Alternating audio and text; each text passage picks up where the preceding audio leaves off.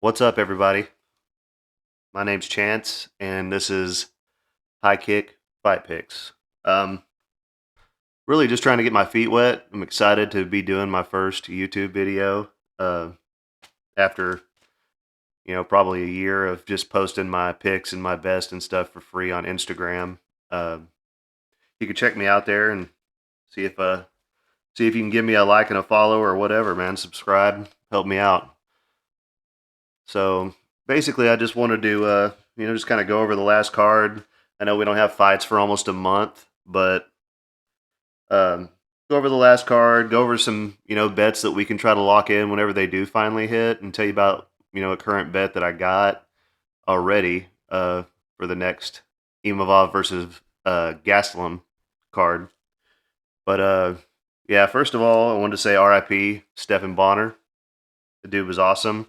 Um, I mean, I was already a big fan of the sport before, his Forrest Griffin fight or whatever. But that just seeing that fight and then seeing Dana give both of those guys contracts that they deserved after it was over with, really made me like the sport that much more. Um, so RIP, the guy's a legend, only 45 years old, uh, which is crazy. The guy's an athlete. You wouldn't think, that would happen. But anyways, so let's talk about the last card last week, Cannonier versus Strickland. So after several weeks in a row of profit, I ended the year on a bad note, unfortunately.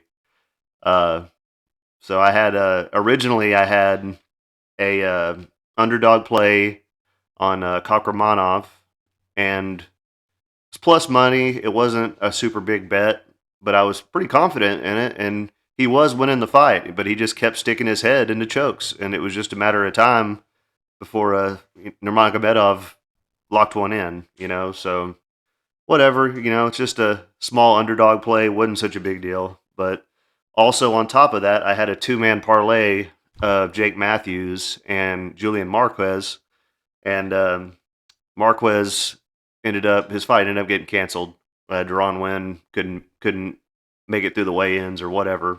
But so I just had Jake Matthews is what I ended up with, and he had actually really impressed me in his last fight. He knocked out Andre Fiallo, and I was like, man, Jake Matthews has finally turned a corner. He's I mean, before I was kind of so on him or whatever. I liked him. I want to like him. But he had never really done much that had super impressed me. Although he's got a fairly good record for being in the UFC for such a long time. But Matt Simmelsberger, after the Alex Morono fight, I was like, man, maybe Simmelsberger's not as good as I thought he was. But he went out there and basically dropped Jake Matthews in every round to win a decision. Now, I can't shit on Jake Matthews too much because the first round he was getting his ass kicked for sure. And had he not come out at the beginning of round two and round three both times and get dropped immediately, he probably would have won the decision. Because he did, especially in the third round. I thought he clearly won the third round, even though he got dropped. But the judges aren't going to see it that way. I mean, he really did pick up the pace in the third. Which Simmelsberger tends to slow down, in the later rounds anyway. But so yeah, I don't know if Simmelsberger's just got that much power or Jake's chin is, going out on him already. But it was just a complete opposite of what we saw in his previous fight. I mean, but so what? It happens. Bad end of the year, but we had several weeks of profit before that. Um, so it happens, and own up to it, deal with it, move on, man. But let's talk about some other stuff. Let's talk about this upcoming card whenever it finally hits here in a few weeks. Um, obviously, I've been sitting here watching, waiting for the lines to drop on this on the sports books, and yeah, they haven't put it much out yet. I guess I was hoping to catch Shavkat Rakhmonov, early on and get a good price on him. Whenever as soon as they dropped it. And they actually that was the first fight they put out for this card was the Jeff Neal Rachmanov fight. And since it was basically the only bet on there, of course people started hammering it, on Rachmanov, and he shot up super fast. And but I see why. It's rightly so. The guy, he comes out and he just looks better against, he looks better every time out against better competition. He made Neil Magny look like just, like he wasn't nothing. And so understand it. I understand the high line. I wish it wasn't that way. It makes it hard to make money on them. But so I went ahead, and the next one that popped up after that was the main event, Gastelum versus IMAVOV, which I don't understand why that one's not, you know, why that one's not a even higher line than it is too. So but so what I ended up doing is I took those two and I went ahead and took Imavov and got him at, I think, minus 200 or minus 210. And then I went ahead and parlayed him with Rachmanov, which is a minus 500, which, but you had to do that. So I ended up getting like minus 120 or something on the parlay, so it's not super stiff line. It's way better than trying to bet him at, minus 500 or whatever. But, I'm surprised that the line's not super, high on Imavov right now, because Kevin Gastelum is, he's 1-4 in his last 5 fights. And, and on top of that, if you go back and watch Imavov's last fight with Joaquin Buckley, he looked like a giant compared to Buckley. And Buckley's, Gastelum's even smaller than Buckley is. So the size difference is going to be major here. Major. He's going to be way too big for Gastelum to do anything with, I believe, in my opinion. I'm not saying Gastelum's not a good fighter, man. He's been on the downturn a little bit here lately, and as much as I like him and would love to see him come back and put on a good performance, I don't know if he's going to be able to do it against this, giant giant guy in Imavov. He's huge. He's got the power, and he was handling Joaquin Buckley, and that's not easy to do. And so I'm super impressed with Imavov and everything, and he's for sure, I think, going to win that fight. This is probably one of my most confident picks on the card, coming up. But let's take a look at some of the other fights on this card real quick. So obviously your co-main, main we've already talked about.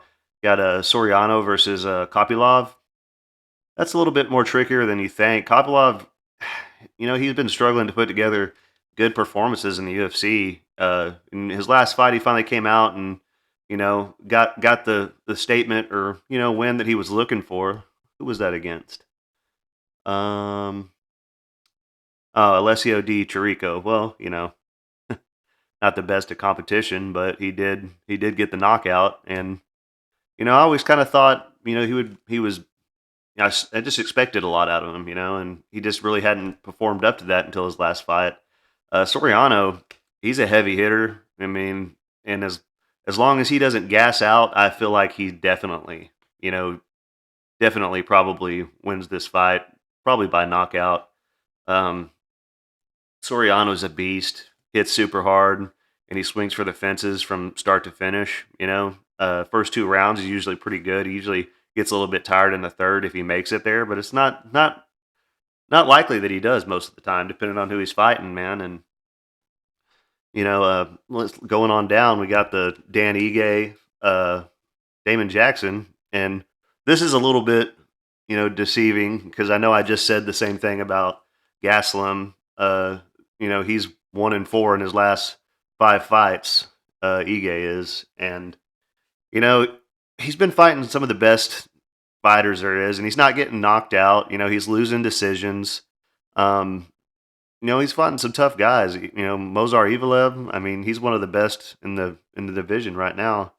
All these people, and so I don't want to hold that so much against him. And he's fought the tougher guys. Damon Jackson, he came out in his last fight and really made a statement. For sure. I had Pat Sabatini picked on that last fight, and he came out there, and I believe his brother had just passed away. But yeah, he came out and made a big statement against Pat Sabatini, and I was kind of shocked because, I like Damon Jackson, and but he just hadn't been fighting the best competition up to that point. And yeah, he put on a show. So I'm kind of struggling with this though because this is going to be the toughest guy that Jackson's ever faced for sure. Um, sorry, I'm talking so much. I'm running out of breath over here. Uh, so it's kind of hard for me to pick, man. It's really, let's see what everybody else has been thinking. See, it's almost, 53% Jackson. It's pretty close. Everybody's kind of split on this.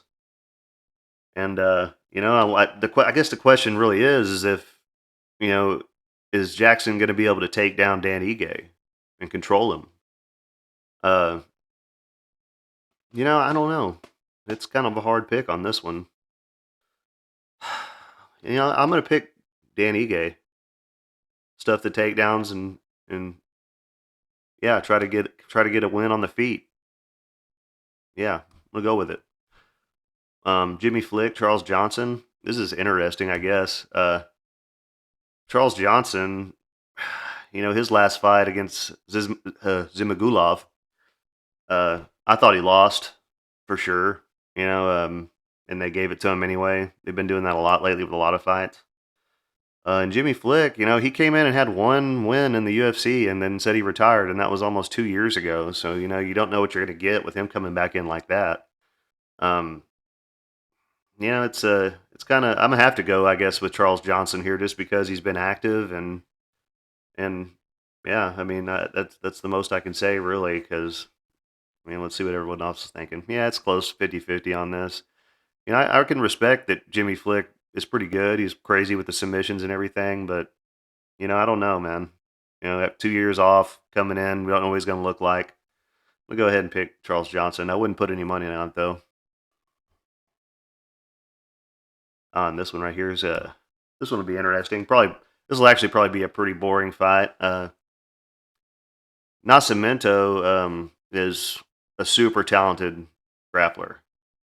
Um, he arguably beat Tigera, what's his name? Tigera Ulimbekov, and he does stick with the grappling though, man. It's not a very exciting fight with him. Jake Hadley mostly just took him down and controlled him, didn't do a lot of damage. And sometimes judges won't give people fights on that stuff, but I have a feeling here he's probably going to do the same thing. Hernandez's last fight with Alta Moreno, he arguably could have lost that. It was close. But yeah, I'm going to say Nascimento probably controls him on the ground here, possibly gets a submission. Yeah, everybody else is with me on that too, 80% Nascimento. Um, Unfortunately, probably going to be pretty boring. Next, what we got here? Caitlin Vieira, Raquel Pennington. So this is another one that, everybody's going Vieira here, but what has she been doing here lately? Holly Holm. Oh yeah, well she did just beat Holly Holm. That makes no sense why she's fighting Raquel Pennington. Forgot about that. Yeah, Holly Holm probably would be fighting for a title right now if she hadn't lost a split decision, to Caitlin Vieira. So obviously, man, she's fighting the better competition. Aspen Ladd, that's who Raquel Pennington beat last. She kind of fizzled out. Went and signed with the PFL. She had a lot of hype behind her that she never really, lived up to. Unfortunately, I actually did like her, but yeah, I'm going with Vieira here for sure. Probably by, I don't know, probably by decision. Most women fights, unless it's typical, usually goes to decision unless it's like certain fighters. We all know, but and this one right here, I'm not really all that familiar uh, with these guys. Fairly new. I believe they're both coming off the Contender Series. Well, he had his first fight with Damon Jackson, though, so that wasn't Contender Series. Maybe it was this guy that was. No, so they're just, yeah, I don't know why they're throwing Daniel Argueta, a guy that's never even fought in the UFC, 5-0, that didn't even come off the Contender Series.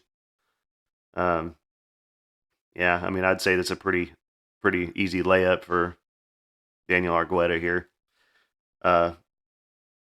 And I didn't look at the money line on these either, because there isn't any yet. But I would say that probably he's going to be he's probably gonna start a decent favorite, and I actually wouldn't mind dropping a little bit of money on him if you can get him for like minus 150, minus 130.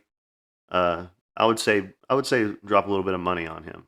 You know, uh, obviously I'll probably go over all this stuff again. Or y'all can always go to my Instagram, high kick underscore fight picks, and I've been posting my bets for free there, parlays, whatever. For a long time now. About a year, maybe two. I don't know how long it's been, but you can always go there to check out my official picks and bets or whatever. And a lot of people charge money for bets and stuff. I'm just trying to build my following. So I'm not going to charge anybody for anything, and that way, if y'all lose and you go with my picks, I don't have to feel so bad about it because at least I didn't charge you for it. But maybe one day, if I'm ever such a big deal, I would do that. But I don't know, man. Anyways, let's go back to this. Omar Morales taking on ooh Rebecca. I don't know how to say his name. Let's just call him a Toots. All right. Anyway, this is a guy that coming from. Oh, he had a fight on the Contender Series. I thought he was from KSW over there, but I guess not. But yeah, he was pretty impressive on the Contender Series. His opponent, 12-2 guy, and he came in there and handled business. Omar Morales is 2-3 in his last five fights. So, Omar Morales is pretty good. You know, uh, he's fought in some tough guys. He's lost to a couple of real good people. Giga Chikazi is, at the top of the division right now and probably top five. Jonathan Pierce, he's a beast, and Heroes Medic, I actually thought, Morales probably should have won that. And, it just didn't go his way. I thought he was doing good until it went wrong. But, man, I don't know on this. Everybody's going with Rebecca. I don't know how to say his name, sorry, but um, who's he fought though? Any really good competition? I don't know.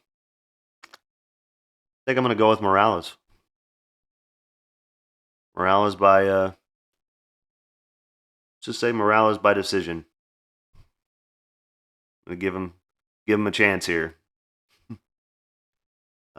Next up, man, this is another one. I'm hoping that although this is a lot, Barcelos is no joke. He's pretty good. He's kind of older in his career now, later in his career, and I think if he had fought a lot more, earlier on, he probably would have, ended up fighting for a title or something. But he just couldn't get the good opponents, and just didn't fight as much as he should have. Wasn't as you know as active as he could have been. But he's a really good fighter. You know, everybody was thinking he was done. With the Timur Valiev and the Victor Henry fight. He came out against Trevin Jones and looked really good. Trevin Jones is pretty good. But he's fighting Umar Nurmagomedov, and this guy is probably a future champion.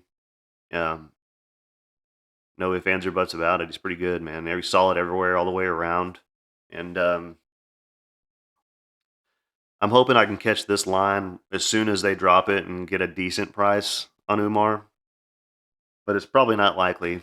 Um, but if I can, I would like to get him. If I could get him at like a minus 250, something like that, I'd drop the money on him. I think he's probably going to out wrestle Barcelos, probably control him. Probably not submit him. Barcelos is pretty good on the ground, but probably control him, wrestle him, ground and pound, 3 rounds, unanimous decision for Umar. Then we got Alisson versus Ribeiro. Ribeiro, this is his first fight in the UFC. He's coming off of a Contender Series fight. Thought he fought on the Contender Series more than once, but I guess I'm thinking of somebody else. But went back and watched the fight. He looked pretty good. Knockout, fucking knockout. I mean, the guy who was fighting 8-1, but he's kind of had a padded record. But I'm sure everybody's going to be taking him in this fight. Alisson, he's got some power, man. He was a big deal at one point. He was like the next big deal at one point until he basically until he fought Chaos Williams and just got knocked out like super quick. I believe he was like in the first 10, 15 seconds of the round. Um, I like Alasan, but he seemed to have cardio issues. He's got big power, and I would like to take him here. I wish I could see more of what he had back when he was. He had a few good knockouts when he first came to the UFC, and people were thinking he was a big deal. Um, does he get it done here? It's possible.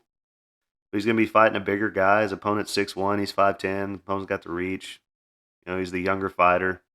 Yeah, I'm going to have to take Ribeiro here, probably by knockout.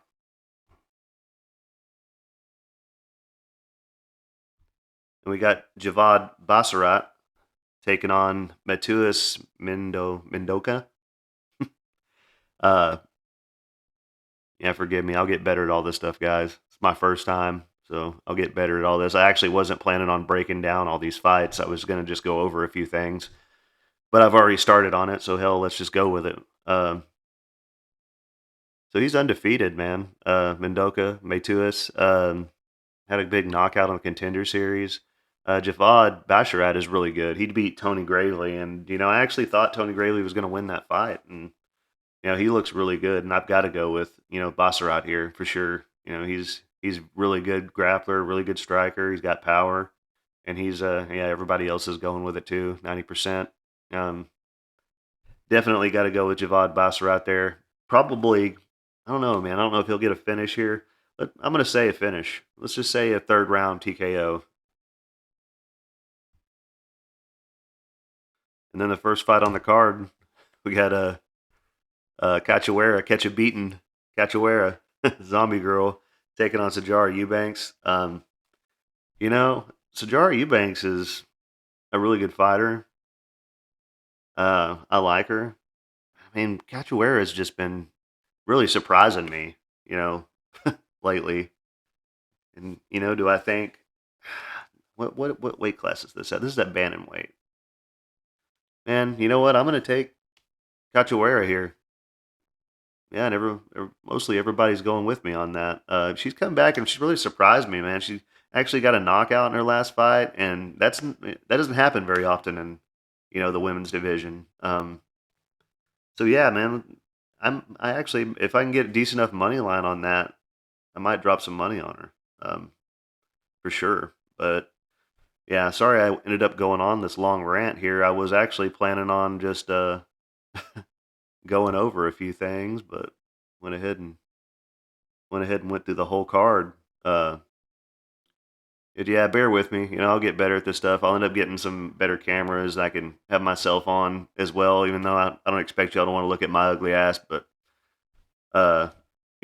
and I wanted to talk about some of the other stuff we got coming up. That we got a lot to look forward to coming up. Teixeira versus Hill. Um, I'm actually going to. I already dropped some money on Jamal Hill here. Because I think he's at like a minus 120 right now, and it's one of the few fights they have up right now that you can get a bet on. And yeah, I went in and got him at minus 120. Didn't stack a whole bunch of money on him but I have a feeling he knocks Teixeira out in the first round.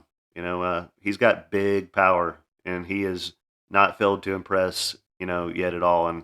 And I think he's probably gonna win, man. And it's the unfortunate situation with Ankalaev and Bolsevich when they fought, the draw, I don't know. I had it for Ankalaev. A lot of people had it for Bolsevich. But I guess the UFC just kind of felt like those guys didn't perform up to their best duty. Maybe they didn't they and they couldn't get a win, they got a draw, so they just went ahead and handed it back over. But it is kind of convenient that Glover was supposed to fight for the title before, and the last fight goes to a draw, and they immediately announced Teixeira versus Hill. So, it's whatever. It's cool. But there's a lot of good fights coming up, a lot of good places to make money. I'm willing to bet that they're giving Marcio Rua here. They're giving him an opponent they feel like he can beat, and it's his retirement fight. Uh, and maybe he can. I don't know. Maybe he can keep it up, but I don't know. it might be a good spot to take Poteria there, or however you say his name, Potera. And then you got Figueiredo versus Marino. Who knows how that's going to go? These guys have fought so many times, and it's back and forth, whatever. But there's a lot of good stuff coming up. Gilbert Burns, Neil Magny. I'm looking forward to that one. I'm definitely going to be riding with Gilbert Burns on that. I thought Gilbert Burns, and this is not a popular opinion, but I thought Gilbert Burns beat Khamzat Chimaev. And I thought Khamzat, if he had fought differently and just relied on his wrestling, probably could have easily won the decision. But he chose to stand there and just bang it out with Gilbert Burns, and Gilbert Burns was almost knocked him out several times. And I actually thought Khamzat had lost that fight, but he ended up getting the decision anyway. Excuse me for a second. But yeah, and then we got. I mean, this is a guy that's come through for me right here. Every time I've had money on him, every time that he's fought. Um, and like I said, he had one loss, and it was arguably, he arguably won that fight. It was a good fight, and he does not put on a boring performance. This guy is awesome, big power, man, knocking everybody out. His last fight with Chidi Nijikawani, that was the craziest fight I've seen in a long time. And man, he almost got put away, and then he ended up coming back, and he could just weather the storm, and then just put a beating on people, and put them out. And he's got big power, and he's actually like a super decorated jiu-jitsu guy too. But he doesn't have to use it, man. He relies on his power. He's a big guy for the weight class, 6'3", 75-inch reach. Brad Tavares is really good, but I can't go with him on this, man. I think Gregory Rodriguez by knockout. I'm going to try and jump on that money line too as soon as possible.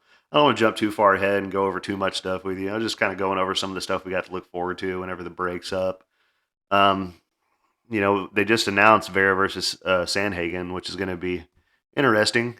Uh, and if you want to talk about how you see that fight going, it's either probably going to be like the last few fights with Vera that he fought. That he was kind of getting outlanded and stuff, but he would find a way to land that big shot every round and rock his opponent. And I believe he ended up getting the knockouts in his last two. But you know, it's gonna be a tricky fight for him here because Sandhagen's really, really a lot of volume. Really good, dances around, stays away from trouble and doesn't get hurt very much. But I don't know. It's going to be tough. It's either Corey Sandhagen is going to dance around and out volume Mara Vera for 5 rounds, or Vera's going to end up landing a big shot and putting him away. So I got Jim Miller fighting Gabriel Benitez. That's two guys that have been around forever. There's a lot of good stuff coming up, man. I'm looking forward to it. We got Krylov versus Span. That's going to be interesting.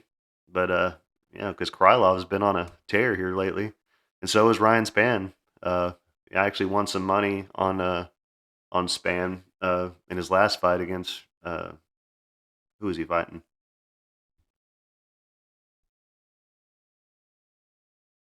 Dominic Reyes. I don't know why I couldn't think of that at the time, but yeah, I think Reyes was actually the favorite in that fight too. It's pretty surprising, but and I guess it's some other things, man. The thing that Bellator's got going on coming up on New Year's. So they're actually, I do bet on Bellator sometimes. I'm not as familiar with them as I am the UFC, uh, but I do watch Bellator and I occasionally bet. Sometimes I just make a big parlay, put $20 on it, whatever. But they're doing Bellator versus Ryzen, which is really interesting. And I'm looking forward to watching that, man. I think it's pretty cool how they did that. I like to see the UFC do that with people. But anyways, man, yeah, thank you guys for listening. I appreciate it. I'll get better at this shit, and eventually I'll have better quality mics, camera, all that stuff, and I just I appreciate it. And give me a like and subscribe, please, and go over to Instagram, highkick_fight picks, and give me a follow, and pick up some free bets, whatever, man. But yeah, I appreciate it, guys. Thank you. I'm out of here.